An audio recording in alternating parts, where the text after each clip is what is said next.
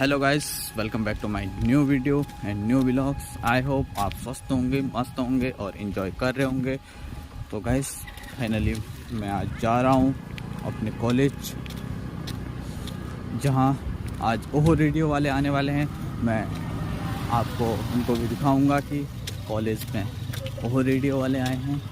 तो मैं कॉलेज की ओर जा रहा हूँ और आज मैं थोड़ा उठने में लेट हो गया था क्योंकि कल 2:30 बजे सोया था और उसी कारण आज लेट उठा। तो उठते उठते 7 बज गए थे गाइस। उसके बाद खाना बनाया, नाश्ता और रेडी होके कॉलेज की ओर जा रहा हूँ। तो मैं आपको दिखाऊंगा कि हमारा कॉलेज कैसा है और यहाँ पे आए हुए ओहो रेडियो की टीम से भी आपका इंट्रो करवाऊंगा। तो जाके कहीं हमने सर पे ये केसरी रंग सजाया है। मेरी ज़मीं अफसोस नहीं जो तेरी ये सौंदर्य से महफूज रहे। तेरी आन सदा चाहे जान मेरी न रहे। मेरी ज़मीं अफसोस में तेरा इश्क टीका न पड़े कभी रंग तेरा जिस्म करके करे। तेरी मिट्टी में मिल जावा खुद बन के मैं गिर जावा। इतनी सी है दिल की आरज़ू। तेरी नदियों में बह जावा, तेरे खेतों में रह जावा। इतनी सी है दिल की आरज़ू।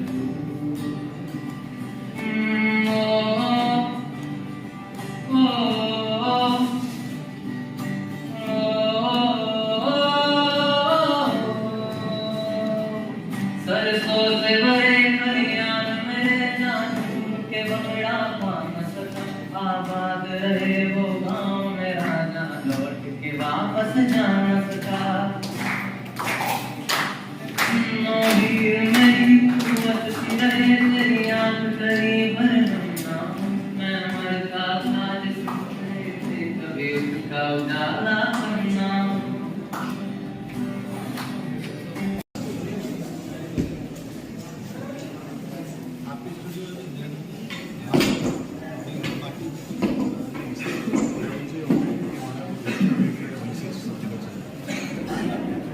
Thank you so much, Amit, for so good performance.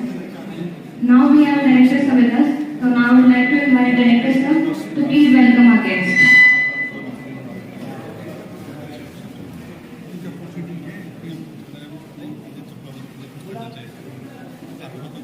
I would now like to request director sir to please welcome the guests.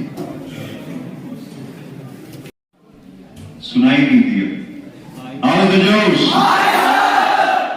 उठाओ ना इसको, बाहर निकालो। ओके, तो यार आपके यहाँ आने की बहुत समय से बड़ी इच्छा थी।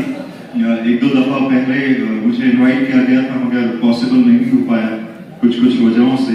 लेकिन आज लिखा हुआ था और हम आ गए। आपने बुलाया और हम चले आए। और thank you so much sir invite करने के लिए। सारे स्टूडेंट्स जितने भी यहाँ पे हैं, तो सारे लोकल से ही हैं या पूरे उत्तराखंड से हैं? गढ़वाल से भी हैं बच्चे? Yes sir. और कौन है? ओके, और कुमाऊं से ज्यादातर। तो क्या चल रहा है फिर आजकल? ग्रीन बॉर्डर है?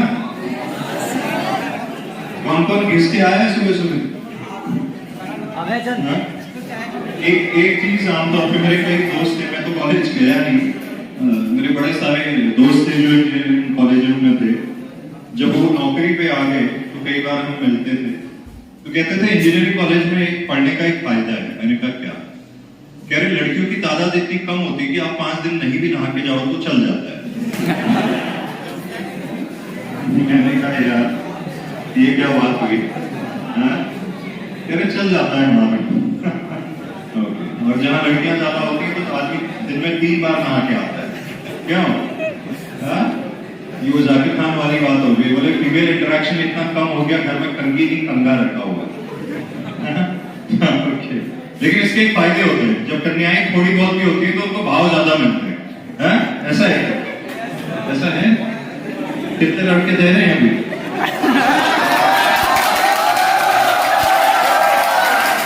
लड़के कह रहे हैं कि हजारों ख्वाहिशें ऐसी कि हर ख्वाहिश पे दम निकले, बहुत निकले अरमान हमारे, फिर भी बड़े कम निकले। तो यार ये थीम हमारी इस बार की ओहो रेडियो, आप श्योर आप लोगों को पता होगा, ये उत्तराखंड और देश का पहला डिजिटल रेडियो है।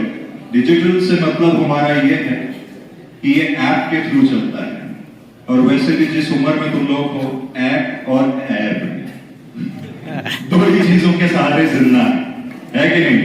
तो हमने कहा ऐप वाला रेडियो बनाओ, क्योंकि ये वो जनरेशन है जो अब चिट्ठी नहीं लिखती है। अब कबूतर के गले में चिट्ठी बांध के भेजने के जमाने गए, अब तो सीधा इंस्टाग्राम पे डीएम होता है।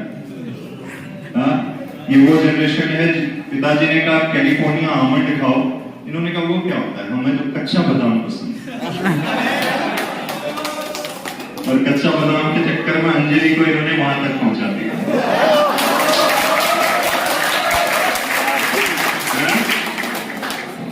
अब तुम कहोगे तुम्हें कैसे पता? तो ये वही बात है ना कि एक शेर है कि जलते थे तो शरारे जैसे थे, नए नए थे तो हम भी तुम्हारे जैसे थे। कॉलेज नहीं गए तो क्या हुआ? एक्चुअली मेरे साथ उल्टा हुआ, मैं कॉलेज पढ़ने नहीं गया। 2008 में रेडियो में आ गया, मेरे साथ के बच्चे कॉलेज में पढ़ रहे थे, और तब हम 2008 में कॉलेज में ऐसी गेस्ट अपीयरेंस देने पहुंच जाते थे, तो वो कई बार परेशान होते थे, बोले यार 365 दिन हमारे साथ कन्याएं पढ़ती हैं, ये एक दिन आते हैं और ऑटोग्राफ इनका लेते हैं। तो हम उस मामले में थोड़ा सा प्रिविलेज्ड रहे है।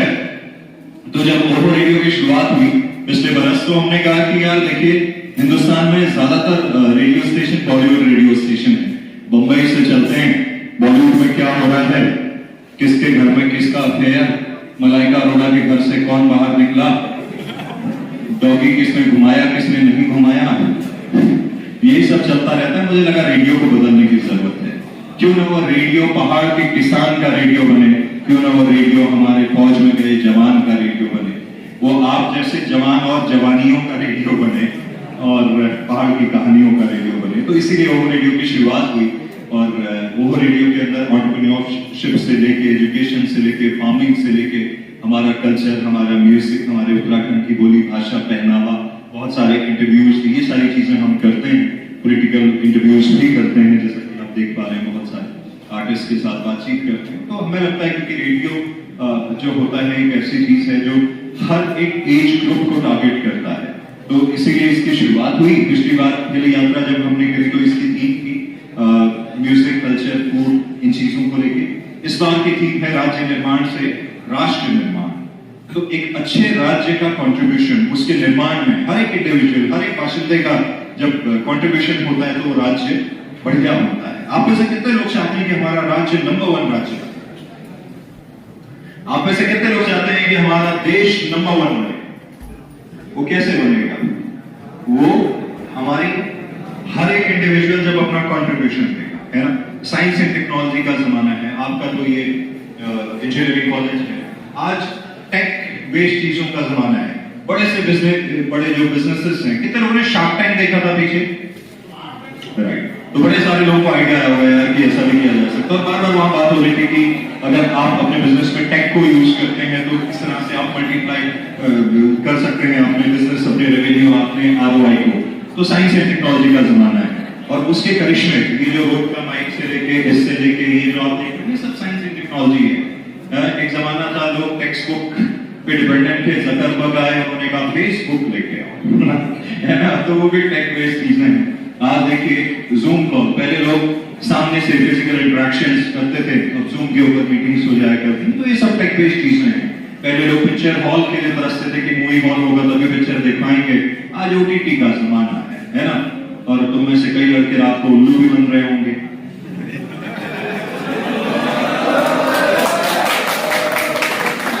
समझ गया मैं, डाउनलोड काफी हुआ है। सर कह रही कि उल्लू बनना क्या होता है। ओके, तो साइंस एंड टेक्नोलॉजी की बात करें तो आप में से कितने लोगों को वैसे पता है कि हमारे देहरादून में एक रीजनल साइंस सेंटर है, विज्ञान धाम जिसको बोलते हैं? बहुत कम लोगों को पता है। चलिए हम आपको एक वीडियो दिखाते हैं, जरा इसको देखिए। उसके बाद सॉल्व करना ही एक स्टार्टअप है। जब हमने ओवो रेडियो की शुरुआत करी थी, बहुत सारे लोगों ने बोला था कि यार रेडियो तो फ्रीक्वेंसी पे आता है, आप ऐसा क्या नया कर रहे हैं। तब हमने यही कहा था कि देखिए हमारे उत्तराखंड में बहुत सारे ऐसे गांव हैं छोटे छोटे जहां कोई अखबार नहीं जाता, कोई वहां टीवी नहीं आता, कोई होर्डिंग नहीं लगती, होर्डिंग रोड किनारे लगती। बहुत सारे गांव हैं जहां कोई होर्डिंग नहीं लगती, अखबार ही नहीं जाता वहां पे, लेकिन वहां पे इंटरनेट है। आज 16,000 गांव में से तकरीबन 15,600 गांव तक इंटरनेट 2G तो पहुंच ही चुका है। और ये हमारा जो रेडियो है 96 kbps पे चल जाता है, इतने कम पे 5 MB की ऐप है। तो हमारी कोशिश होगी कि हम कैसे वहां तक पहुंच सकते हैं। मैं आपको एक बड़ा अच्छा एक उदाहरण देता हूं। आप में से कितने बच्चे ट्विटर यूज करते हैं? बहुत कम है, 8-10। रेगुलरली कितने लोग करते हैं? मतलब दिन में 3-4 ट्वीट कर देते हैं एक दिन में। अब मैं आपको एक बड़ी इंटरेस्टिंग बात बताता हूँ। ट्विटर आज की डेट में, एक जमाना होता था जब लोग डिपेंडेंट होते थे न्यूज चैनल्स पे, ब्रेकिंग न्यूज के लिए, राइट? आज वर्ल्ड की सबसे ज्यादा अगर ब्रेकिंग न्यूज कहीं पे ब्रेक होती है तो वो ट्विटर के ऊपर होती है। चाहे पॉलिटिकल हो, चाहे कोई फुटबॉल मैच चल रहा हो, कोई इनोवेशन हो गई हो, कोई स्टार्टअप हो, तो सबसे पहले ट्विटर पे ब्रेक होती है। ट्विटर एक तरह से उस तरह का प्लेटफॉर्म बन चुका है। मेरे को वर्ल्ड रेडियो डे होता है तो पिछले बरस की बात है, ट्विटर पे मेरे को एक ट्वीट आया, टैग किया किसी ने। तो मैंने देखा कि वो लेडी का नाम लिखा हुआ था कमला रावत। उन्होंने लिखा कि पहले ये जंगल के रास्ते बड़े सुनसान लगते थे। वो नंदप्रयाग की रहने वाली, नंदप्रयाग से ऊपर 11 किलोमीटर उनका घर है, तो सुनसान लगते थे। लेकिन अब हमारे साथ ओवो रेडियो है और मेरे लिए तो वर्ल्ड रेडियो डे मतलब ओवो रेडियो। तो मैंने कहा यार कौन लेडी है कमला रावत, ट्वीट कर रही है और नंदप्रयाग लिखा हुआ है। जब मैं उनकी स्टोरी को देखने लगा तो मुझे मालूम चला, इतनी कमाल की स्टोरी मालूम चली कि जब उनकी शादी हुई आज से कुछ साल पहले, मतलब हो गए होंगे 15-1 साल, तो वो 8वीं पास थी। 8वीं पास थी तो उनका नेक्स्ट ईयर डिग्री होने वाला था। तो आसपास कोई अच्छा हॉस्पिटल नहीं था, तो वहाँ पे जो ANM वगैरह होंगे उन्होंने कहा आप श्रीनगर चले जाइए, वहाँ आप डिलीवरी करवाइए। तो उन्होंने कहा श्रीनगर में तो मेरा कोई रहता नहीं है, तो मैं ऐसा करती हूँ मैं दिल्ली चले जाता हूँ, मेरे हस्बैंड रहते हैं। तो वहाँ चले गए, उनके हस्बैंड नौकरी करते थे, बेबी हुआ। 1-2 साल हुए तो बड़ा परेशान हो गई दिल्ली में, क्योंकि पहाड़ों में सबको पता है कि खुले खुले खेत और थोड़ा ऐसा रहता है। और दिल्ली में छोटा सा उनका 1-2 कमरे का घर होगा जहाँ वो रेंट पे रहते थे। तो उन्होंने अपने हस्बैंड से कहा कि वापस जाना चाहते हैं। वो वापस आ गए, अपनी बच्ची को उन्होंने पढ़ाना शुरू किया। उनकी बच्ची जब 7th स्टैंडर्ड में पहुंची तो उनको ये रियलाइज हुआ कि यार मैं अपनी लाइफ में 8वीं तक पढ़ी और ये बच्ची 7वीं में पहुंच चुकी, अगले साल ये 8वीं क्रॉस कर जाएगी, तो ये तो मेरे से आगे निकल जाएगी। तो उनको पता नहीं क्या हो अंदर से, उन्होंने स्कूल में एडमिशन ले लिया वापस। तो उनकी बच्ची 7th में गई और इन्होंने 9th में एडमिशन लिया। बच्ची जब 8th में आई इन्होंने 10th के एग्जाम दिए और लास्ट ईयर जब बच्ची ने 10th निकाला इन्होंने 2nd डिवीजन 12th पास किया। और वो लेडी इतनी कमाल की हैं, उनके विद्यालय में जो जिस गवर्नमेंट स्कूल से वो पढ़ी वहां पे टीचर नहीं था, उन्होंने करीब 7-8 महीने वहां पढ़ाया और जो सरकार से मानदेय मिला उन्होंने उसी स्कूल में डोनेट करके उस स्कूल की खिड़कियां और दरवाजे सही किया। जब कोविड आया, क्योंकि वो इंटरनेट यूज करते थे, थोड़ा सा दिमागी तौर पे बड़ी खुली हुई है, तो उनको लगा कि यार देश में इतनी बड़ी महामारी आ गई, हम क्या कर सकते हैं। उन्होंने घर घर जाके लोगों से कॉन्ट्रीब्यूशन किया और उसको प्रधानमंत्री रिलीफ फंड में उन्होंने डोनेट कर दिया।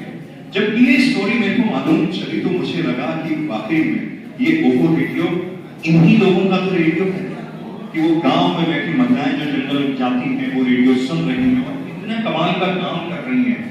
आप सोचिए क्राउड फंडिंग जैसी चीजें हम शहरों में सुनते हैं कि कोई नंदप्रयाग से 11 किलोमीटर ऊपर गांव में क्राउड फंडिंग कर रहा है और प्रधानमंत्री राहत कोष में पैसे भेज रहा है और ट्विटर के जरिए वो इतने सारे मुद्दे उठाती हैं अपने एरिया के, वहां पे लिखती हैं लगातार। और परसों उन्होंने एक और ट्वीट किया कि ओवो रेडियो पे जब उनकी स्टोरी आई, हमने एक सीरीज करी थी मैं उत्तराखंड हूँ, कि पहाड़ की मिट्टी में खुदा अपने हिस्से का रंग हूँ, मैं उत्तराखंड हूँ। तो उस सीरीज की पहली जो स्टोरी थी वो उनके ऊपर थी। 9 नवंबर राज्य स्थापना दिवस पे हमारा ओवो रेडियो की भी स्थापना हुई थी और हमारे राज्य की भी।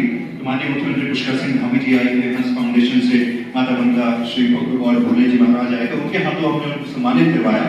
तो 2 दिन पहले वो कमला रावत ने वापस ट्वीट किया है कि उनको ऑस्ट्रेलिया का कोई रेडियो स्टेशन है जो उनका इंटरव्यू करना चाहते हैं, क्योंकि उनको ट्विटर के थ्रू मालूम चला कि उत्तराखंड इंडिया के अंदर एक ऐसी लेडी है जो अपने एरिया में ऐसा काम कर रही है। तो ये जो मैं आपको स्टोरीज बता रहा हूँ ये बताने का सिर्फ एक मकसद है कि साइंस एंड टेक्नोलॉजी की मदद से कैसे हम कुछ चीजें हमें आम सी लगती हैं, लेकिन आप सोचिए अगर मैं आपको कहूँ आज के जमाने में आपको 11 किलोमीटर ऊपर पैदल जाना है और गांव में रहना है, आप भी में से बहुत सारी लड़कियों को अगर मैं कहूँ कि आप ये सब जो कर रही है छोड़ के आप गाँव में बैठ जाइए और वहाँ खेती बाड़ी कीजिए और अपने बच्चों आप ना करेंगे, क्योंकि अब हम एक दूसरी लाइफस्टाइल का हिस्सा मतलब वो हमारे जिंदगी में आ चुका है। लेकिन सोचिए जो लोग वहां रह रहे हैं, हम पलायन की बात करते हैं कहाँ शहरों में, देखिए क्यों नहीं करेगा कोई एक व्यक्ति पलायन? हम उनसे रिश्ता तोड़ के हम सिर्फ अपने तक सोच रहे हैं। जब हम उनके बारे में सोचेंगे, उनको कनेक्ट करेंगे, उनको भी ये कहेंगे ठीक है हम नौकरियों के सिलसिले में या पढ़ाई के सिलसिले में बाहर निकले हैं, लेकिन हम 100% आपके साथ हैं, हम आपके साथ हैं, आपको जब जरूरत है हम आपके साथ हैं, जब जरूरत नहीं है तब भी आपके साथ हैं। जब वो एक भावना आएगी ना, हम में से ज्यादातर लोग, अच्छा कितने लोगों के घर में फार्मिंग होती है अभी मुझे बताइए, मतलब यहाँ पे 25%। अच्छा कितने लोग रोज खाना खाते हैं मुझे बताइए? अब उसमें आधे हाथ तो खड़े ही हो, कुछ तो खाते होगे माँ जी, क्या खाली रॉयल स्टाइल की चटनी सुबह से शाम, कुछ तो खाते होगे।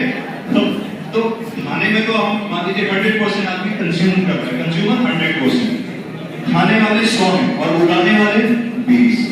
आप मुझे बताइए अगर वो उगाने वालों ने किसी दिन ये कह दिया कि हम नहीं उगाते तुम्हारे लिए, हम खुद उगाएंगे खुद खाएंगे तुम्हें नहीं देंगे, उस दिन क्या करोगे? हम क्यों इतने श्योर हैं अपनी लाइफ में कि ये तो इनकी जिम्मेदारी है सोच के चल रहे हैं? अगर उनकी जिम्मेदारी उगाना है तो क्या हमारी जिम्मेदारी नहीं बनती कि हम उनको साथ में लेके चलें? आई थिंक जहां पे हम लैक कर रहे हैं, हम ये पलायन की बात, ये बंजर जमीनों की बात कर रहे हैं, लेकिन कभी हम उसका जो कोर प्रॉब्लम है उसको एड्रेस नहीं करना चाहते। मैं आपसे ये नहीं कह रहा हूं कि आप पढ़ाई छोड़ के आप खेती करना शुरू कर दीजिए, मैं ये कह रहा हूं कि जो खेती कर रहे हैं उनको अप्रिशिएट करना स्टार्ट कीजिए, क्योंकि उनकी वजह से वो फौज के जवान जो हमें पड़ोसी की दुश्मन की बंदूक से बचाते हैं, तो ये किसान भी तो है जो हमें भूख से बचाते हैं, तो उसका भी तो उतना ही कंट्रीब्यूशन, राइट? तो हमारी कोशिश ये होनी चाहिए कि हम समाज के हर वर्ग को इज्जत दें, उसको साथ में लेके चलें, तब एक अच्छी सोसाइटी का निर्माण होता है। हमें से ज्यादातर बच्चे, हम एक रेस, एक ऐसी रेस का हिस्सा हो रहे हैं, ट्रेडमिल की रेस, जिसको कहते हैं कि दौड़ भी रहे हैं और कहीं पहुंच भी नहीं रहे, मतलब 1 घंटा दौड़ रहे हैं रोज उस ट्रेडमिल पे, 1 घंटे बाद काम वहीं कहीं नहीं पहुंच रहे। क्यों हमको रेस करना है? कितने बच्चे चाहते हैं कि कैंपस प्लेसमेंट बढ़िया हो जाए? बात करेंगे। फिर क्या करोगे? फिर गले में पट्टा डाल के किसी के गुलाम बन जाओगे, है ना? बढ़िया 50 लाख के पैकेज लगे, अगले दिन अखबार में आ जाएगा, होर्डिंग में टंग जाओगे, और कहीं गूगल और माइक्रोसॉफ्ट में हाथ लग गया तो विदेश चले जाओगे, उसके बाद वापस कभी नहीं आओगे। फिर बच्चों को भी कहोगे let's go to grandpa's place, क्यों? क्योंकि वो तुम्हारा घर तो रहा नहीं, वो दादाजी का घर हो गया। ये सबसे बड़ा प्रॉब्लम है कॉलेजेस के अंदर भी सर। हेलो गाइस, अभी हम लोग हैं अब्दुल कलाम कॉलेज में जो कि है चंपावत में। तो रोहित भाई से मेरी मुलाकात हुई थी अभी, रोहित चंद जोशी करके ब्लॉग्स करके इनका ही चैनल है, तो आप ज़रूर से सब्सक्राइब करिए और सपोर्ट करिए भाई को। ऐसे ही यंग टैलेंट की हमें ज़रूरत है, तो ज़रूर से आप सपोर्ट करिए और सब्सक्राइब करिए रोहित जोशी। धन्यवाद।